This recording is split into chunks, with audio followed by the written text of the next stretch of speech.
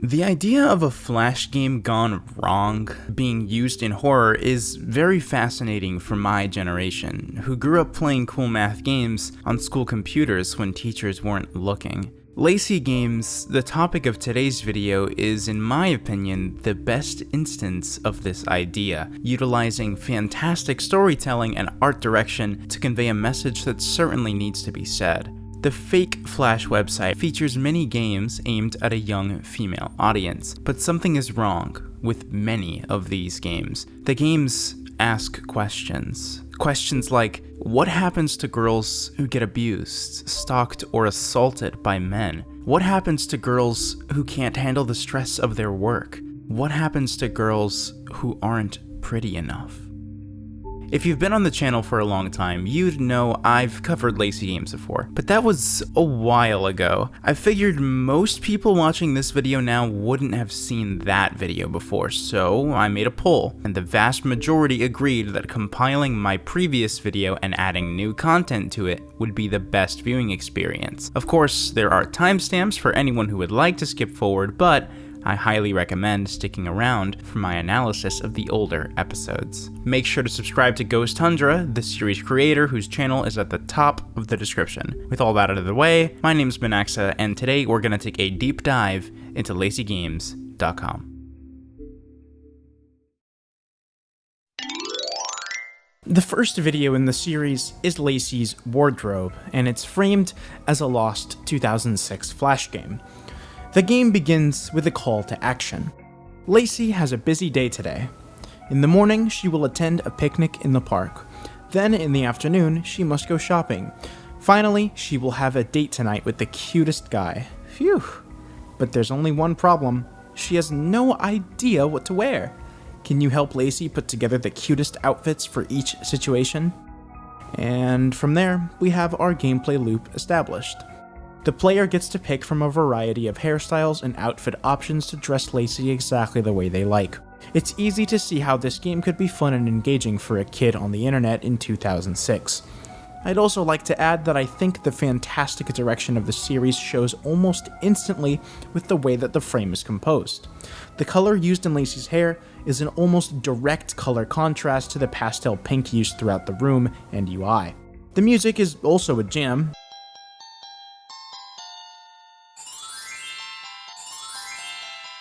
And we can see the track names in the bottom left corner actually match the task.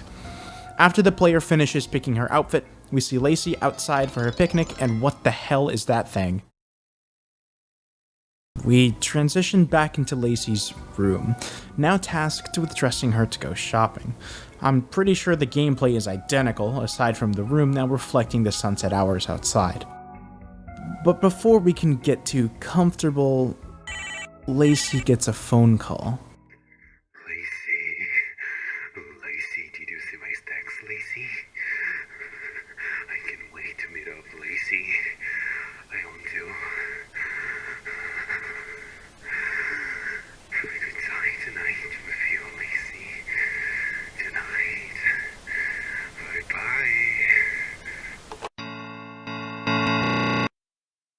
Bye-bye. So now the player just has to finish getting her dressed while that person from the forest stalks her outside her window, and once she finishes and goes to the mall, Lacey gives us a cry for help.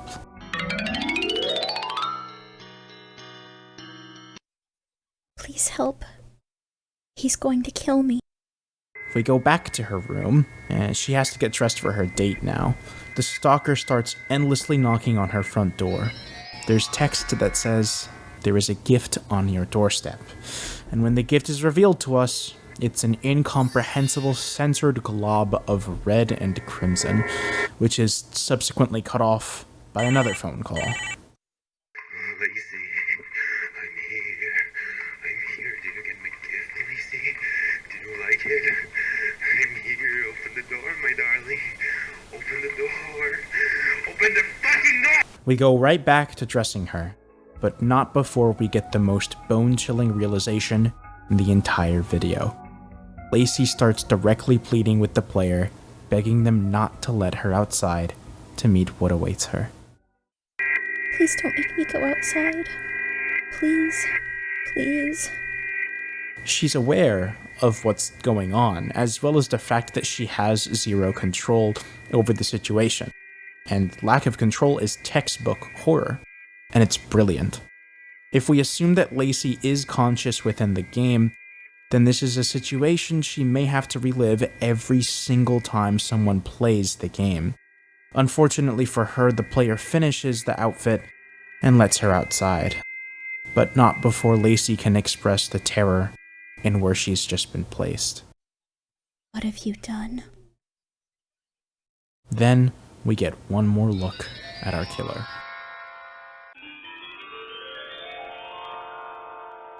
He says, "I ate her remains so that we will be together forever. I love you, Lacey." And thus ends the game. Back to the title screen we go. Honestly, I don't understand how the horror in Lacey's can be so good. It manages to find the perfect balance between portraying an interesting narrative while actually being scary and visually authentic and pleasing at the same time. It's a really impressive feat that I think goes undeservingly unnoticed, even despite how popular it is. And with all that said, the direction only gets better in the next video, Lacey's Diner. The second video is titled Disturbing Secret Ending Found in 2007 Flash Game Lacey's Diner. Even just by the title, you can notice a stark contrast to the approach that was used previously, and the beginning of the episode confirms it, as we have someone actually describing what's going on now from their own point of view. The player describes having found the game on a Flash archive site and feeling nostalgic because they used to play a bunch of Lacey games in their childhood. This was a great decision, because that line alone opens the door to many possibilities within the series. The player goes on to describe how they found an ending they never came across in the past, though, which seems to imply that the games weren't always messed up like the one that we just saw. Then, we get our new instructions.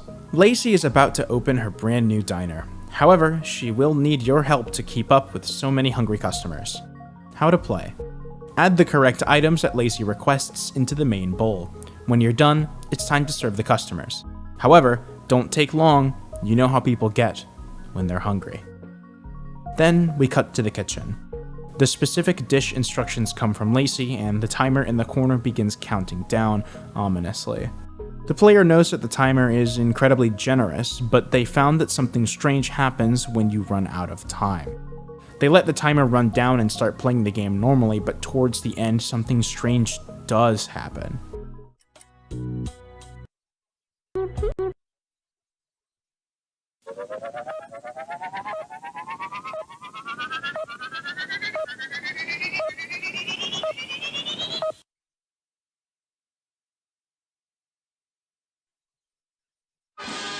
Despite all that, the player seems to finish with almost no time on the clock, and the dish is completed as intended.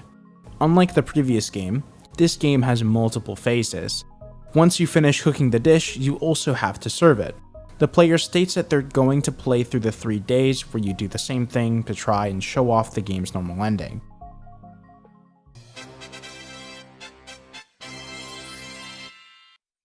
Now, the player wants to display what happens when you do run out of time.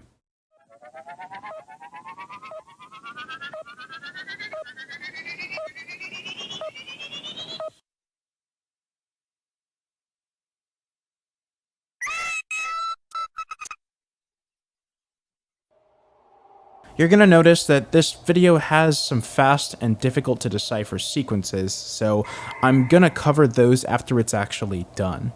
It seems like if you take it too long, the customers just leave. But there's always tomorrow. We get to see Lacey's diner from the outside, and Lacey says, This is all I have. And the customers are hungry and unforgiving. If I fail, I see no other option. Other than...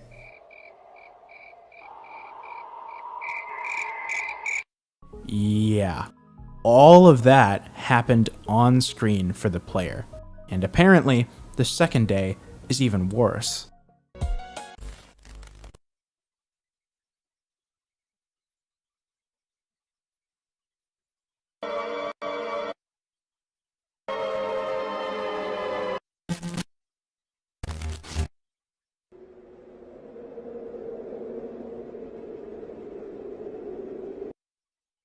Why can't these fucking bastards just wait 3 minutes for their fucking food?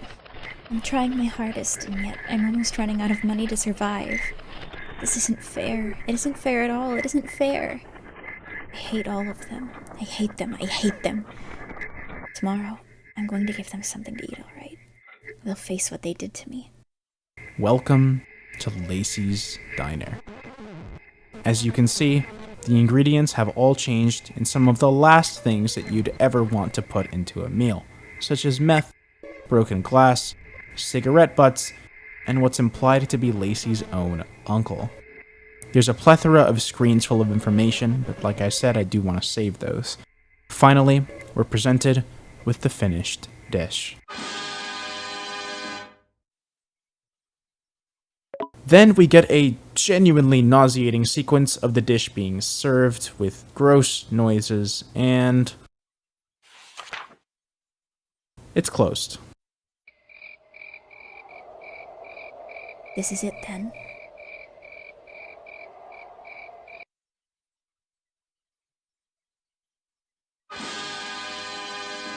Lacey has taken her own life, and the player's reaction is about what you'd expect it to be. The video seems to end there, but the final frame of the video is easy to miss if you're not paying close attention. Alright, so I think in terms of raw horror, the first video may have been better in my eyes, but in terms of direction and writing, this one's unmatched. There's a lot of themes to unpack, but I think the one that's most evident is what comes from failure to meet expectations and how much of a burden that can have on someone. Not everybody handles pressure the same, and some people, like those battling depression and anxiety, struggle much more than others. Not only that, but the stakes are increased tenfold when you're placed into a situation in which you literally cannot fail, or your life will come crashing down. It seems like this is the situation that Lacey has been placed in. This diner is literally all she has. It's her life. If the diner falls, so does she. But having worked in food service, I know what impatient and hungry people are like. People who are entitled often don't treat the workers at restaurants like people, or attempt to understand what they might be going through. To them, they're just means to an end. What use are you if you can't even do something as simple as get them their food? But it runs even deeper. There's a clear underlying narrative in the episode as well. Right before the horror really started, there were two screens that I can't really make out much of. It seems to say, Page 31, figure 58. What growing up is all about. Put me on death row. The skid rope and brown boy. They fished in the river and pulled out my body, pronouncing me dead in the name of the spot in between. I had blown out the brains. And the other one says, While it was still twitching, for memories are no substitute, part of the ingrained paranoia was owed directly to the fact that they used to teach kids such perverse little bizarre lies that they passed off as the truth. Other than that, most of the underlying story is all revealed in the short segments between ingredients in the final game. These moments were hard to forget because they were super glued from my heels to my thighs, and not even the strongest bird beak could peck it off. The smoke tinted me in gray forever, and it made me tear up so much I almost cried in front of him once. Never again. First they dominated the ceiling of my room, but then I started seeing them everywhere. Bugs and bites and dirt and ash and vomit where they shouldn't have been. They were all but crisp and very jumpy, and I wanted to suck it all inside of me like a reverse frog dissection and end it all for once. He lived in a world of his own where he was desirable and sensual, and he got so deep into his lies that he believed what the computer would whisper to his ears. And when he looked down, he saw me on my little bruised knees smiling back at him, the exact size of his sweaty palms. Even though they could be shaky, he was always the type to see the positive in things, and he couldn't keep the mayo from raining all over it like a mad fever dream. What a relief! Any sense of wrongness was dissipated long before it got into his mind, and screams were inaudible to his ears. It was just bliss. Hopefully the meaning of all this should be clear, as unfortunate as it is.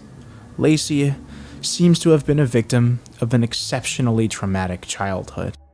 She was likely abused in numerous ways by her uncle, who she may have been forced to live with growing up, as parents are never really mentioned, which is a whole thing on its own. He was incredibly neglectful and fully absorbed in the pursuit of dopamine, doing only what would please him in the moment with little care for what would happen to that innocent little girl who was his own blood. This is what Lacey's Diner is really about. Trauma, neglect, failure, and the results.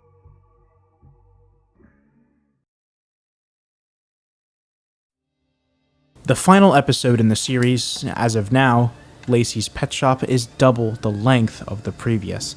I think that's enough precedent, so let's get straight into it. The video starts with Lacey and her MP3 player, and we seem to have an interview with someone named Grace, who goes on to describe her experience dealing with many people finding the horror portions of Lacey's games. Meaning the games are tangible and actually happening in the world and not just something that we, the audience, get to see. Apparently, one of the creators of the website that originally hosted Lacey Games has credited her as being a co-creator, to which she seems to deny. Eventually, she did play one of the games after incessant complaining from upset parents to check out what was going on, and as it turns out, they were right. It was called Lacey's Pet Shop. Lacey has one of the most famous pet shops in town. People come from all over to buy their perfect little furry companion, and it will be your job to help her today. Instructions. Listen to the client's animal demands, then use the items on the bottom row to customize them and get them all ready for their new loving homes.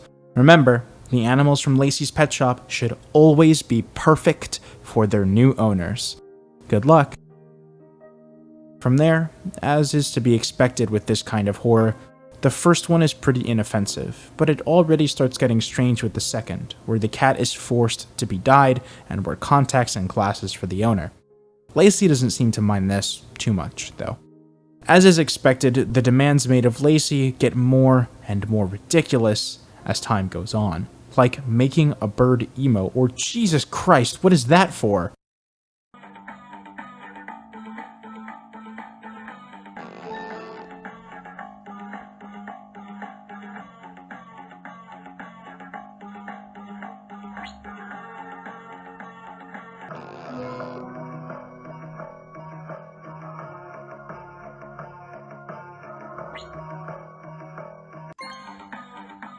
Okay, this is gonna get pretty bad if that's the standard now, isn't it?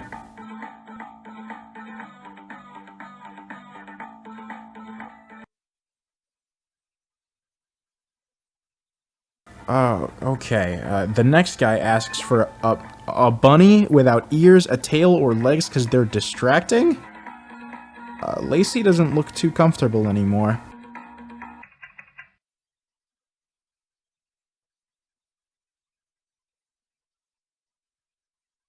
Next is the final pet.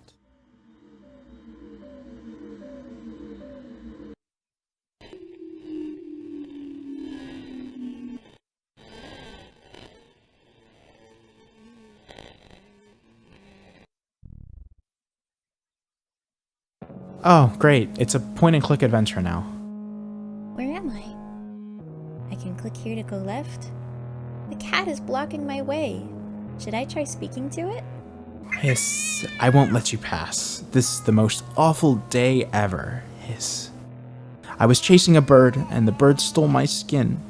I've been hurt, so I will hurt others.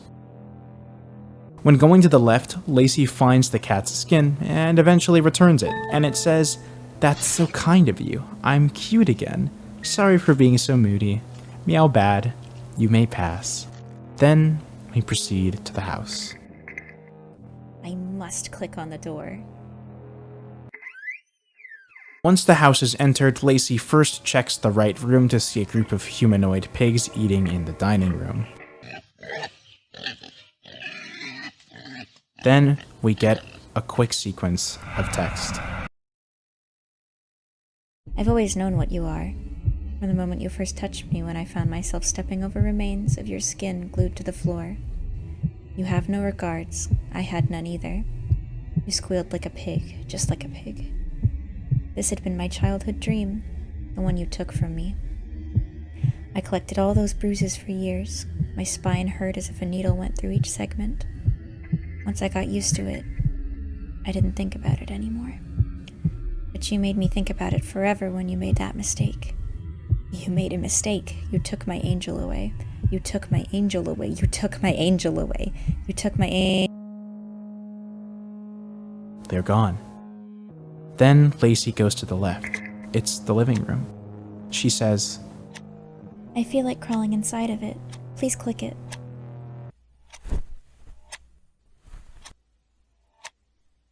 Yes, I know no one forced me back inside. But this pain just hurts so comfortably. Oh, I found a key in the middle of my edgy moment. Now it feels dumb. upon re-entry to the main hall, all of the pictures change to that of a dog, and it returns to normal just as quickly. We go upstairs.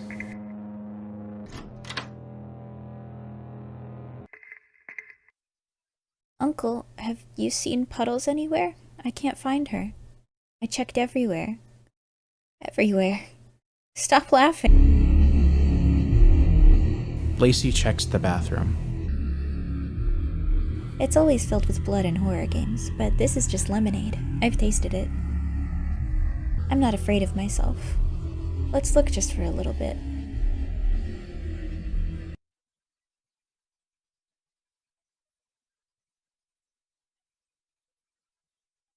Then we get a terrifying sequence.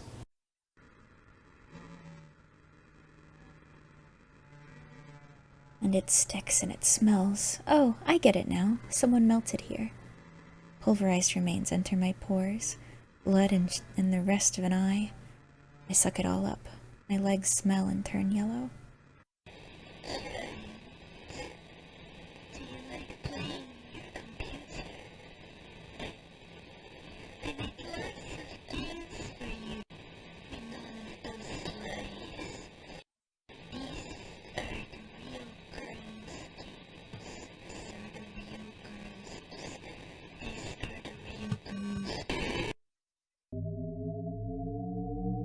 We re-enter the hall. Now all that's left is rooms 1 and 2. Lacey's room. But it never was real. It was just a bizarre story that somehow happened to my life. But it never was real. But I had this dream that was so real. I dreamed that it was me and another that we killed 2 years ago. And that's another story. I was thinking of getting a cat this time. Yes, a small fluffy kitten. I really, really want a cat. We would do all sorts of stuff together, like getting ice cream. I could have some right now. I'm so hungry right now. It's been days. But I just can't leave. I can't. He's still under the bed. He'll look at me.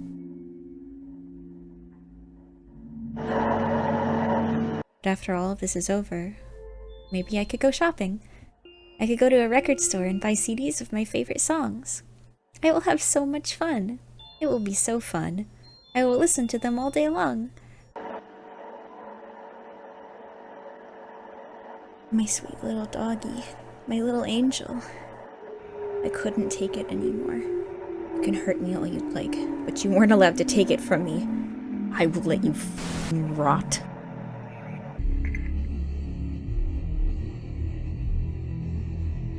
I can click here to end it all. Should I light myself on fire and wake up? Goodbye. For years it was barking up the wrong tree. Worried about his sins becoming too visible on his skin. He always worried about the serious things. But me, when he was turning his back, I was the dog that bit his neck.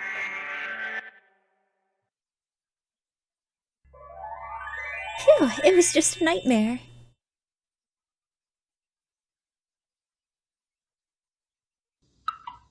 I only then realized the other co-founder, Rocio, was hiding a lot of things from me. We went our separate ways in like 2010. I'm not even sure she's still alive, to be honest with you.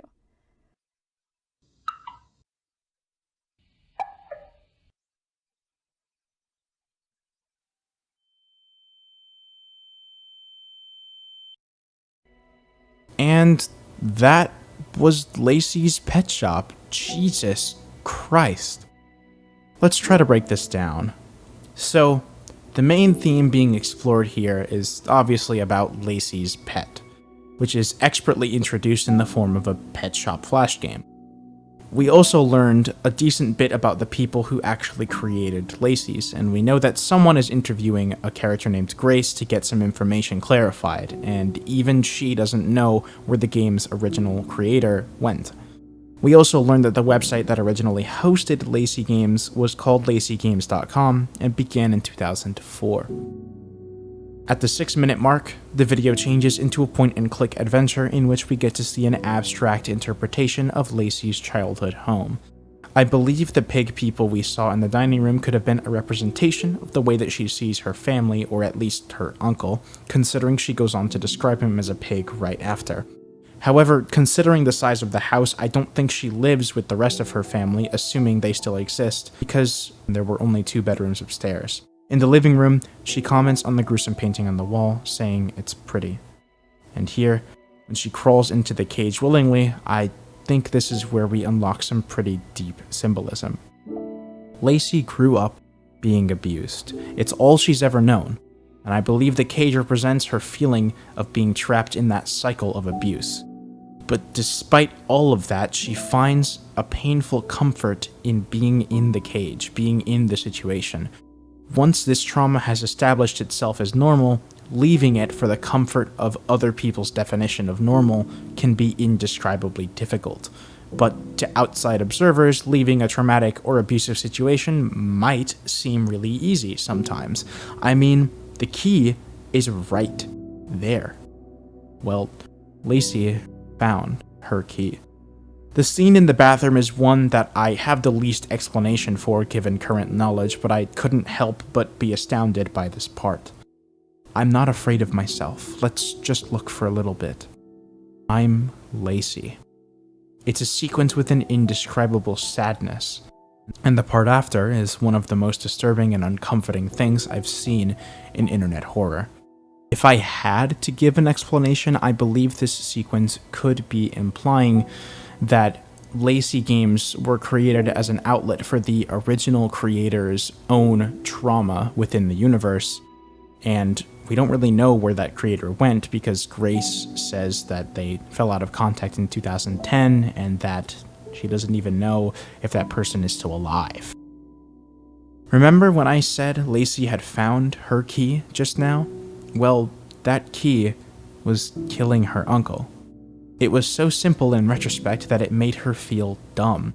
After all, he killed her angel, the only thing that was keeping her together. Of all the terrible things that he had done to her and said to her, he had finally made the most crucial mistake, and he didn't even know it. Obviously, she didn't know what to do with his body, so she stuffed it under the bed until it was rotten. Then she woke up, as if it was just a bad dream. Throughout the Lacey series, Lacey has always died at the end of every episode. For someone who never really did anything wrong, unless she herself had something done to her, it's tragic that she's consistently met with some of the worst possible things that can befall somebody. It's evident that Lacey has almost no regard for herself, and she seems to be living to make others happy. In all of these games, she's trying so hard to please the people around her. Her uncle, her dog, her customers, but it's never enough. And everyone has a breaking point. Within the confines of these games, Lacey is doomed to die over and over and over again. And there's nothing she can do about it.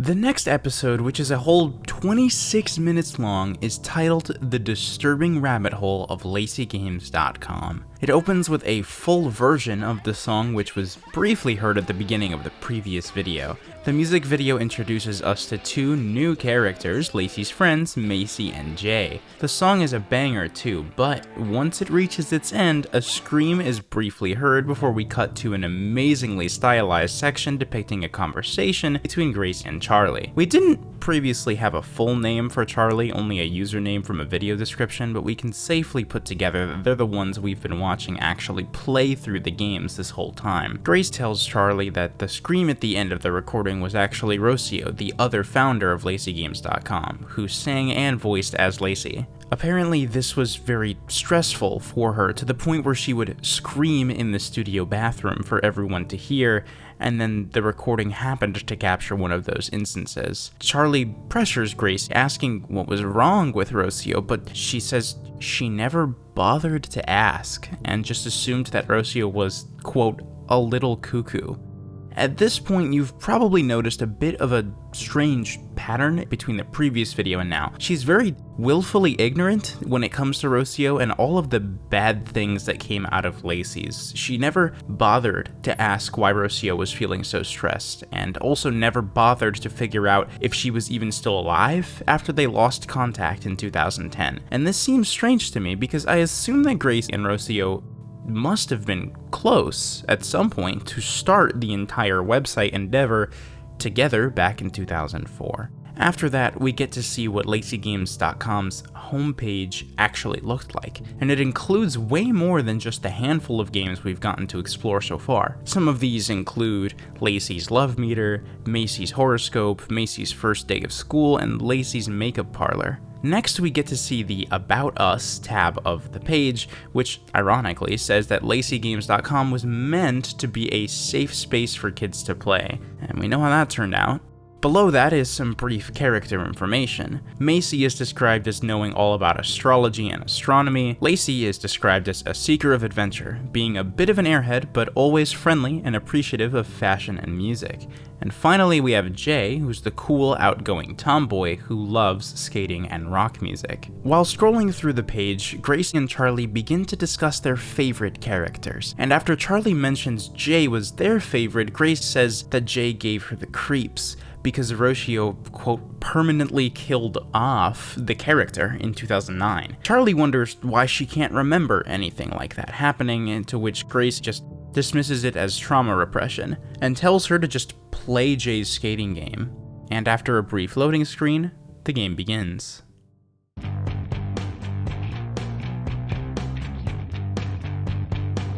The game is super simple, both in how it controls and how it looks. When Jay hits the floating arrows, she speeds up until she reaches the goal. Yeah. Unfortunately, Charlie isn't very good at video games, so we get 2 deaths before anything weird can actually happen. Once level 2 gets completed, the screen glitches and freezes for a brief moment, and the numbers 0, 13, -2, 0, and 0 appear on screen. And to be completely upfront with you, I have no idea what these numbers mean, and I'm probably not going to bring them up again, so hopefully someone smarter than me can find some kind of meaning in them. On level 3, Jay hits an even faster boost section and starts zooming through the stage. At one point, the weirdest looking bird I've ever seen flies by for like a split second and then it's just gone. And Jay gets stuck flying through the void after the game suddenly runs out of buildings for her to jump between. Then the finish line jumps into view and we move on to the next level, which is where everything starts to go wrong. With little warning, suddenly Jay is thrust into an insanely fast speed boost, now going so quick that the countless stop signs zooming past her are unreadable.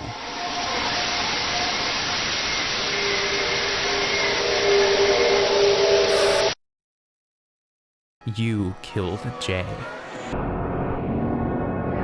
It gets interrupted by a prompt to email a friend the score of the game, and we return to our conversation between Grace and Charlie. Charlie questions why Rocio would expose children to stuff like this, to which Grace once again dismisses it as her just being crazy. We then go on to learn that Grace didn't know anything was wrong with the skating game until she started getting her inbox flooded by angry parents. and even then, she didn't believe them until she checked the game for herself. After that, Rocio continued to mess with the website, deleting all of Jay's games and making the character vanish from existence. That is, until she started appearing in other games. Now we get to see one of the games that was on the homepage before Lacey's makeup parlor. Everyone loves feeling pretty, and Lacey is here to help with her super awesome makeup skills. Use your creativity and imagination to give the clients makeup looks to die for. When you're done, you can save or print your creation to share with your friends what you and Lacey did. The clients are lined up and waiting for you to make them beautiful. As you might have come to expect by now, the first couple clients, who have gorgeous character designs, might I add, get their makeup done without anything strange happening. The third client, though, has a bit of a face drooping problem, but fortunately, the player can fix her.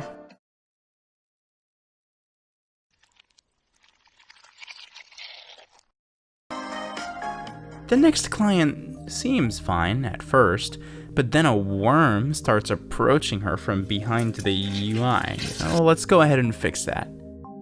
How about the next client? Well, her eyes aren't very pretty. Let's just close them. And the next client? Oh, well, there isn't one. Where is the next client?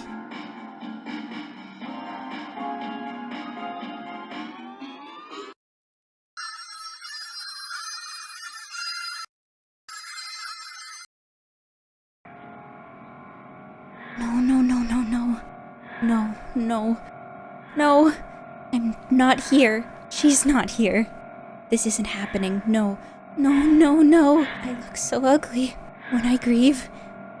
When I'm crying. No. She's just a client. She just needs makeup. She just needs her makeup done. Yes.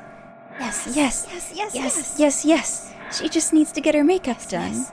Yes. Like me. Yes. I just need fixing. I just need makeup. Yes.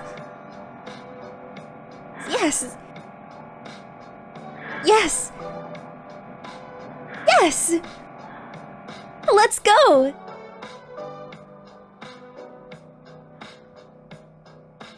Wow, you look so beautiful.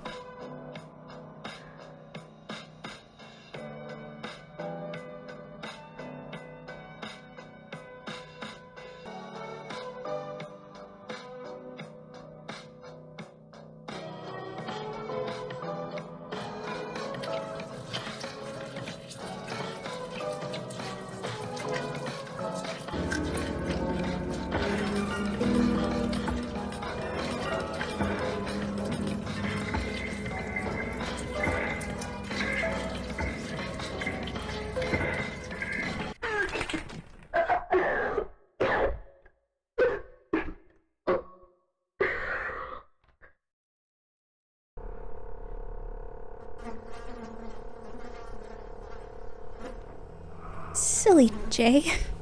Oh, silly Jay. Please collaborate. You just need to stand still. So I can fix you. Maybe if you just used some makeup. Maybe if you were a little more feminine. You wouldn't have. This wouldn't. Just need some.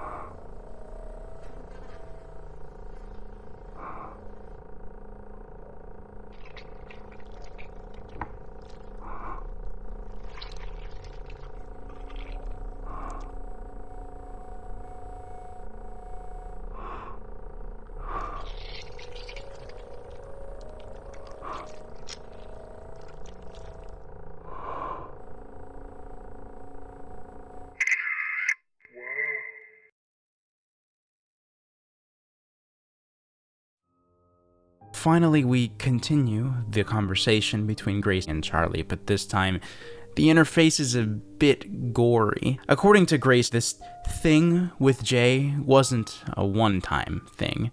She was showing up dead everywhere throughout the website, traumatizing a bunch of kids in the process. And Charlie then asks a great question. "You didn't stop, Rocio?" And what does Grace say in response? "There was nothing I could do to stop her. She was so weird and gave me the creeps. None of it was my fault. I just left.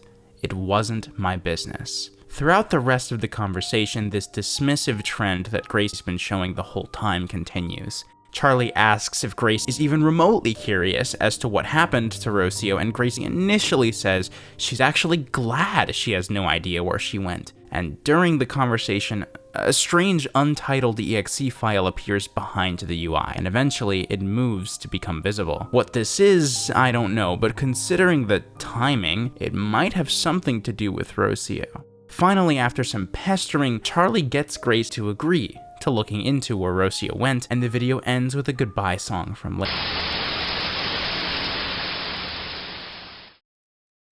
The day after you were gone, I wish for all beauty to die. I wish the sky was tinted red, just like what I felt inside.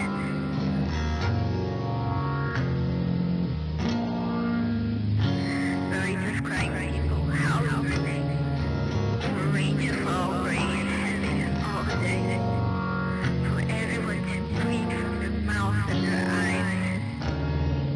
But today was just a normal, sunny day.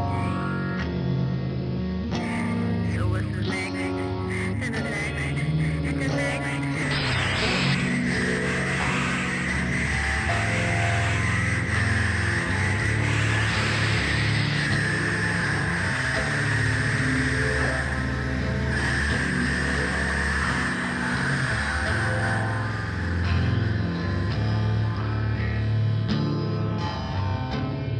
Finally, we get the credits, where Macy is seen comforting Lacey, her makeup ruined by her tears.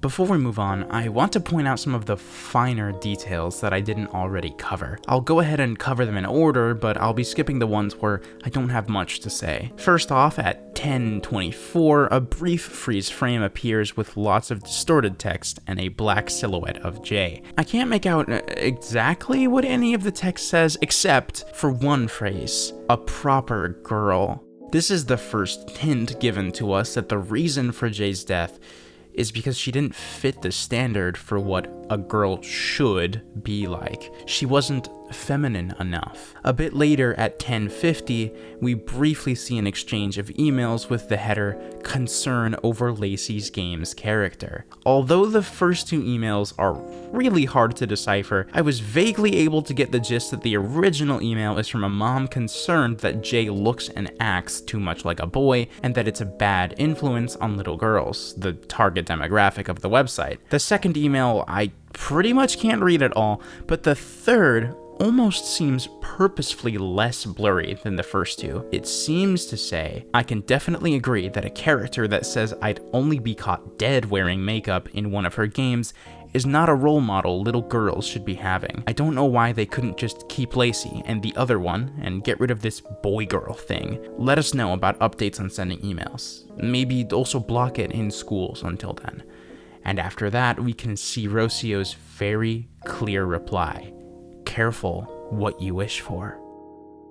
So now we have that bit of context. It seems like Rocio might have actually done this to spite people complaining about Jay not being feminine enough. Jumping forward to the makeup parlor section, a frame at 12:27 says, "The power of makeup, hide undesirables with illusion." At 14:48, a frame with a picture of a morgue and red text can be seen. It reads, "Vanity doesn't die. You are not excused from vanity yet. You still can't be looking bad now. I can fix you. I can fix you." This is probably my favorite freeze frame of the entire episode. This frame appears before we have the wider revelation that Lacey is working in a morgue, and when I first saw it while watching the episode, it was really thought-provoking for me. I really like how the idea of makeup being used to make people look pretty both alive and dead is expressed here. Another frame appears between clients at 16:14, and if you ask me, I'd say that probably looks like a dead body. I think by now, it should be safe to assume that the makeup parlor game was actually Lacey working in the morgue the whole time, which explains the gore moments with the clients where they needed to be fixed, and the presence of Lacey's gloved hand actually appearing in both the parlor and morgue sections. Skipping forward to the scene with Lacey handling Jay's corpse, at 20:50, a frame with disturbing imagery contains text that reads, "Smile for me, girl. I wanted to cry so hard I'd vomit. But I smiled. I smiled because... Why does it matter? I'm here for display. I have to be pretty. And you don't look pretty when you cry." In the final musical number performed by Lacey, behind her on the wall we can see concert posters for her band, with now cancelled performances considering the loss of a member. The lyrics of the song are quite tragic, with Lacey expressing that despite her immense grief, the world seemed to move on without Jay so much easier than she did. The days after were just one bright sunny day after the next. Now, the final section of the video went by very quickly. If we slow it down a bit, we see pictures of what seems to be Rocio bleeding and caught in countless cables. We saw a very similar visual in the previous episode as well. Among the flashing images, there's also a piece of art which shows Jay bleeding from the mouth with text that says, "Dead girls don't cry." We then see frames seemingly depicting a conflict between Lacey and Jay, with Jay violently attempting to choke Lacey, and throughout this the 5 stages of grief also flash by in big, bold red text. And that's the last detail that I wanted to showcase. But what does it all mean? What's the underlying message here? The Rabbithole of LaceyGames.com mainly tackles the cultural concept of femininity and how it can be damaging if taken to the extreme. Obviously, the act of appearing or acting feminine in and of itself is not any sort of issue. However, when you judge somebody else for not conforming to your own idea of the concept, such as those who criticized Jay for appearing too much like a boy, all you do is make yourself bitter and hurt the other person. With regards to makeup, it's a similar situation. There's nothing wrong with makeup on its own. However, the moment you make makeup a requirement to designate someone as being pretty, that's where I think it becomes a little stupid. But that's exactly what the makeup parlor game does. Even in death, makeup must be applied to make people's bodies look presentable, to fix them. And it's not like there's anything inherently wrong with that process, it just has an interesting parallel with the use of makeup on living people who feel as if they need to look prettier to conform to a standard that they themselves had no part in setting. In reality, there is no one correct way to look. In my opinion, nobody should ever feel obligated to present a certain way if it's not something they enjoy doing. I think everyone should be able to present themselves however they want, as long as it isn't damaging to them or the people around them. And if we flip the perspective on the third party, if you obsess over whether or not other people fit into your own definition of what they should be doing with themselves, you're probably going to end up causing more harm than good. And I believe that is the message of this episode. Overall, Lacey's covers a lot of interesting subjects in unique and intriguing ways, but I think the main theme at play here is the failure to meet expectations. In Lacey's wardrobe, Lacey needed help picking a cute outfit because the cute guy she was meant to go on a date with would obviously expect her to dress nicely for him. In Lacey's diner, Lacey failed to meet the expectation of her customers, who were very hungry and impatient, and she literally died as a result. In Lacey's pet shop, the exact opposite was the case. She tried her hardest to fulfill the expectations of her customers, and, well, we saw how that one worked out. And finally, in Rabbithole, we saw Jay fail to meet the expectations of those who considered her to not be feminine enough. Lacey was also struggling with needing to be perceived as pretty because she isn't pretty when she cries, but how can she not cry after what happened? Of course, this ties back into the other themes of trauma, abuse, and the process of coming to terms with and moving past these things. In Lacey's Petshop, she frees herself by, for lack of a more graceful term, ridding herself of her abuser. In every episode before Rabbithole, Lacey always died at the end. But this time, she didn't die, but she did lose a part of her, a close friend that she can never get back. And the way that she processes that grief through song, through art, through the comfort provided by Macy, that's an important message. We still have many questions left that need to be answered in the series, though. The main one, which I think is on everyone's mind, is what happened to Rocio? We've heard a lot about Rocio's strange tendencies and personality, as well as seen firsthand what she's willing to expose children to in the form of her own online games. It seems like a lot of what Rocio was doing was out of spite. We've also seen lots of visuals depicting her wrapped up in wires, injured or bleeding. Perhaps her character is a parallel to Lacey, someone who has experienced lots of hardship and pushback related to abuse and the expectations of femininity that weren't even her fault. Hell, if someone went through even a fraction of what Lacey does in the games, could you really blame them for acting out? I don't think Grace is off the hook, though. Although Charlie seems to just be our protagonist in the sense that they're the lens we're seeing everything through, I feel as if Grace is more important. Grace is hiding something from us. Her dismissive behavior seems strange to me, though it could just be a tendency to deflect responsibility and wanting no part in the mess that Rocio left behind. But I feel like she still should have stepped up to take some sort of responsibility, to try and do something about it. There's also, of course, the mystery as to why Jay and Lacey were fighting in the brief visuals that appear at the end of Rabbithole. If I'm correct in my line of thinking when I say Lacey may be a parallel for Rocio, then it would make sense as to why we'd see Jay strangling her, the person technically responsible for her removal and subsequent death. But then again, who knows? I could be completely wrong. That's the beauty of interpretations. If we want the truth behind the questions left behind, we're just gonna have to wait patiently for the answers. I don't think any other piece of horror has ever been as thought-provoking for me as Lacey's has been. The writing, art direction, sound design, every single aspect of the series just knocks it out of the park. Huge, massive kudos over to Ghost Tundra, series creator, who makes some of the best art I've ever had the pleasure of watching and analyzing. Lacey's is truly horror cinema. I had a lot of fun putting together this video, and I'd love to hear the theories you guys might have regarding the series and its future. If you enjoyed the video, consider subscribing. It would be pretty cool. Anyways, that's gonna be all from me. I hope you enjoyed the video. Until next time.